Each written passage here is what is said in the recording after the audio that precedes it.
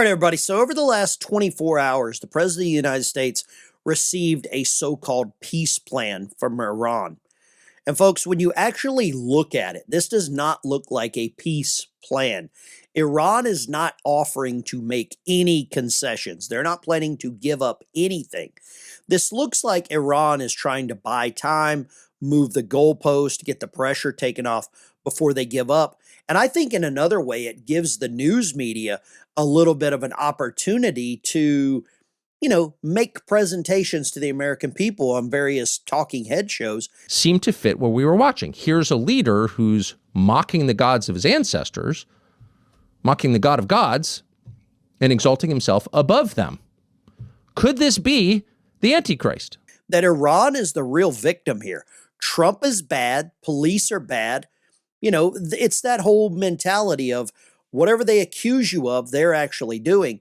And this is what Iran is trying to do right now. They're trying to sow some divisive, negative rhetoric around the United States. And it's working really well because they've got some really good people doing it for them. But when I looked at this proposal, this so-called, I don't see a peace offer. I see a stall. And here's exactly what Iran is asking for. So Iran's latest offer to the U.S. is basically a three-step deal designed to end the current conflict. They want the United States military to reopen Hormuz, freeze parts of Iran's nuclear program, and eventually reshape the regional security talks. But it still leaves Iran with a lot of leverage. Phase one is end the war and reopen Hormuz.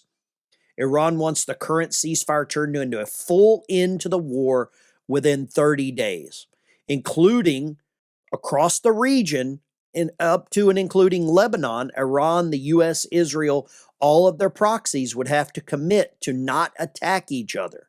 Iran would gradually reopen the Strait of Hormuz, remove the mines that they said they don't know where they're at, and then also accept help from the United States in doing so. In the return, they want the U.S. to lift its blockade of Iranian ports. Iran also wants the U.S. forces to pull back from nearby waters and wants the large regional military buildups reduced. So they want the United States military out of the area. They want us to leave and just let it go back to the old way. The second part here that's really interesting is this nuclear freeze. And they want to freeze, or Iran would freeze, uranium enrichment for 15 years. After that, they would resume enrichment at about 3.5%, almost 4%. But how do we know that they're freezing this enrichment? We don't, okay? That's the real problem. The big catch here is Iran refuses to dismantle any of their nuclear infrastructure or destroy any of their facilities. In exchange, they're offering sanctions that would be lifted gradually, and we allow Iran to have access to all of the money that we froze. Now, phase three is where Iran will start talking with Arab and regional states to create a broader Middle East security framework. In other words, get their coalitions back together. This is not Iran surrendering. It is Iran offering a structured pause. You end the pressure first, you preserve their nuclear infrastructure, and then they get sanctions relief. I don't hear anything negative about this right now. This is all positive for Iran, and they're not making any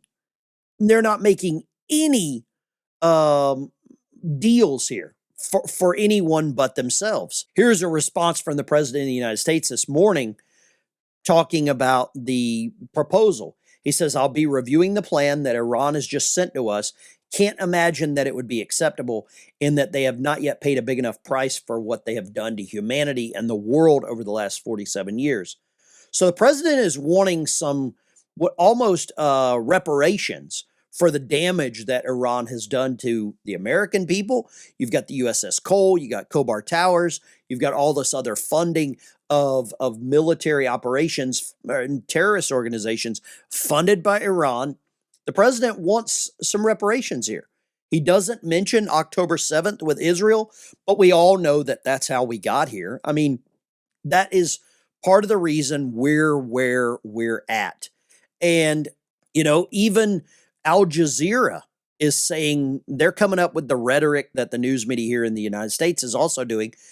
U.S. options are impossible, a military attack or a bad deal. Now, I don't believe that the president of the United States is going to accept this deal. I don't believe that Iran is offering to give up anything, making any concessions whatsoever. Crazier things have happened. Here's another post here. The War Monitor, the full ceasefire across the whole region agreed to by Israel, U.S., Iran, and proxies. That's what they want. They want to gradually reopen the strait and just go back into the control of everything that they've had. I don't know how much leverage Iran has anymore because their currency, the rial, is going into absolute collapse. It's about 1.47, 1.5, 1.75 million rial per $1. So their economy is on the ropes. But yet they continue to believe that they have all this leverage, that they have all of the power in these negotiations. The one thing that I think is crazy, this should show you how desperate Iran is. They have their oil storage is maxed out, and the tanker exports are frozen. So under this blockade that is not allowing anything, the regime came up with a solution that hundreds of pickup trucks smuggling subsidized fuel into Pakistan at the border. The government isn't just stopping them, it's basically encouraging them. You can see this here.